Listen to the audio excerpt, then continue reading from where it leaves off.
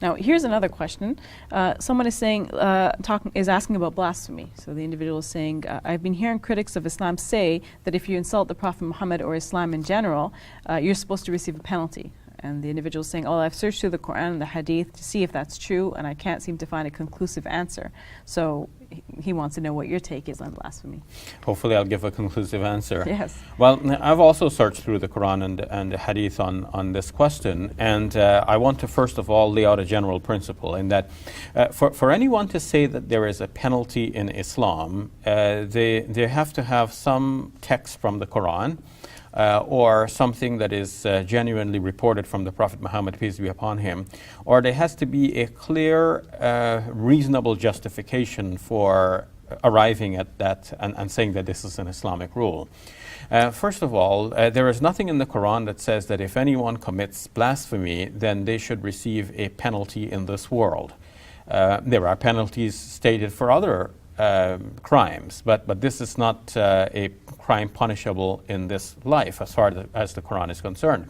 In fact, on the contrary, we see that the Quran shows many instances of people saying blasphemous things. The Quran repeats what they say and replies to those from a logical and reasonable point of view to refute what the blasphemers are saying.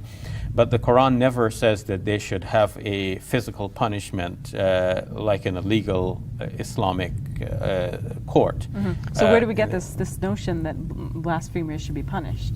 Well, it has been reported in some hadiths that the apostate should be killed. Mm-hmm. And that has become like a widespread ruling that was accepted in classical times, and it still reverberates to this day. But now when we come to the hadith, we should recognize that a hadith cannot be contrary to the Quran and still be a genuine saying of the Prophet Muhammad, peace be upon him. We should recognize that people have reported all kinds of things and tried to justify their actions by crediting it to the Prophet, peace be upon him. But we should not attribute to our Prophet, something that is contrary to the Quran. If the Quran is clearly pointing in one direction and the hadith in another direction, then this is a red flag. The hadith is supposed to be an explanation of the Quran, a further elaboration. The Quran tells you to do something, and then the hadith gives you more details on how to do it. Like the Quran tells you how to pray, and you want to know, how do I pray now? So you go to the hadith for the details. But you wouldn't go to the hadith for something contrary. Like the Quran tells you pray, but the hadith says don't pray, and then you go and take it from the hadith and you don't pray. Not that the hadith say that, but as an example, you can see that you're not supposed to take something contrary from the hadith. You're supposed to take the details and explanations from the hadith. Now, in this case, what we have is the Quran pointing in one direction, showing that people can blaspheme all they want, and in this life they will face no penalty, but in the life hereafter they will face tremendous penalty. And of course, and even in this life, they will have penalties from God, but it's not penalties that are administered by a legal court or a Muslim body politic.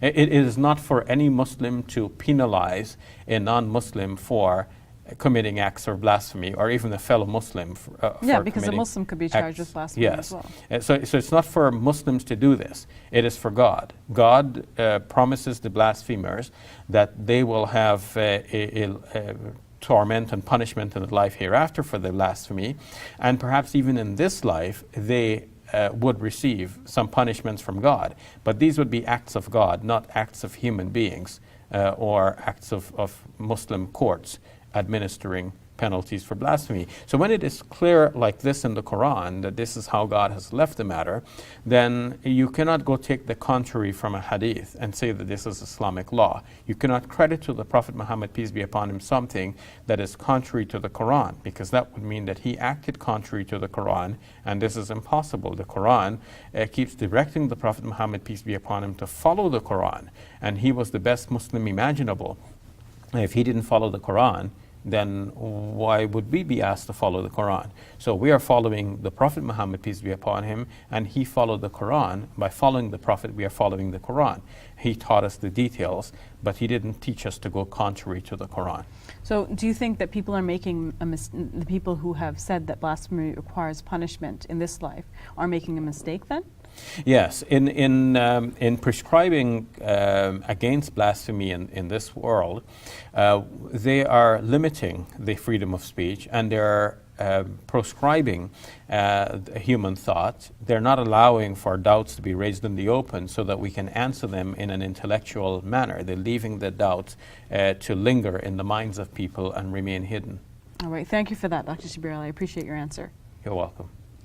That's all the time we have. Visit our website, QuranSpeaks.com, and check out our YouTube channel, youtube.com/QuranSpeaks. I'm Zafia Ali. For all of us here at Let the Quran Speak, thank you for watching. I'll see you next week.